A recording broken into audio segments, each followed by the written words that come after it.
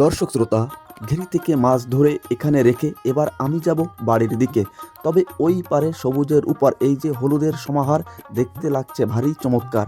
আর এই দেখা যাচ্ছে মাছ ধরার কল, এর নাম হলো ভেসাল। আর এই বর্ষাকালে প্রতি সকালে এই সব ভেসালে মাছ ধরা হতো কুইন্টালে কুইন্টালে। এই সব কিছু রেখে আমি যাব এবার বাড়ির দিকে। তবে রাস্তার দুই ধারে এই যে সবুজের উপরে হলুদের ছটা, যা দেখে বিমোহিত আমার এই মনটা। আবার যখন শুরু হলো আমার সামনে চলা, দেখতে পাচ্ছে কিছু গরু নিয়ে আসছে এক মহিলা। গরুগুলো এসে তেড়ে দেবে কি আমাকে এক গুঁতো মেরে? না না, এ দফায় গেলাম বেঁচে।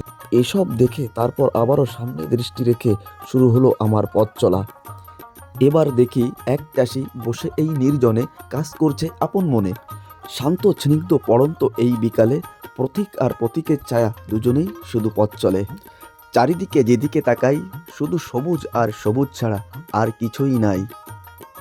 এই শক্ত মাটি ফেটে সবুজ চারা ওঠে এই ধরণীকে শুধু ফুলে আর ফলে ভরাবে বলে। আর তারা যেন এই পড়ন্ত রোদে হাসাহাসি করে আমাকে দেখে। এসব মনোরম দৃশ্য করে পার এরপর চলে এলাম আমি আরেকটি ভেসালের ধার।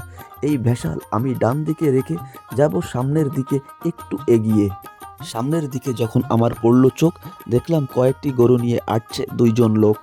আর এদিকে দুটি গরু ছানা জলের ভিতর নেমে খাচ্ছে কচুরি পানা। আর এদিকে জলের ভিতর ছোট্ট একটি রং করা ঘর, দেখতে কি চমৎকার, দেখে জুড়ালো আমার অন্তর। এসব দৃশ্য দেখার পরে আবারও এই মেটো পথ ধরে আমি চলিলাম আমি আমার নিজের ঘরের তরে।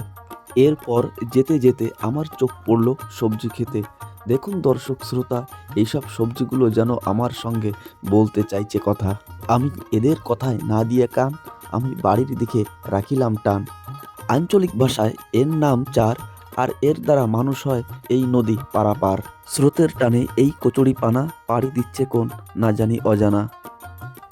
সুপ্রিয় দর্শক শ্রোতা, আমি অবশেষে ধীরে ধীরে চলে এলাম আমাদের জাগ্রত কালী মন্দিরে।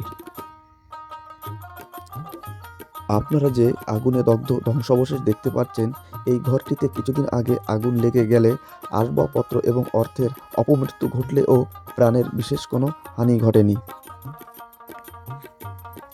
এবার দর্শক শ্রোতা, আপনারা দূরে দেখতে পাচ্ছেন এই যে জল নিয়ন্ত্রণ করা গেট, আর এই গেট দ্বারা এই মাঠের সমস্ত জল হয় নিয়ন্ত্রণ করা।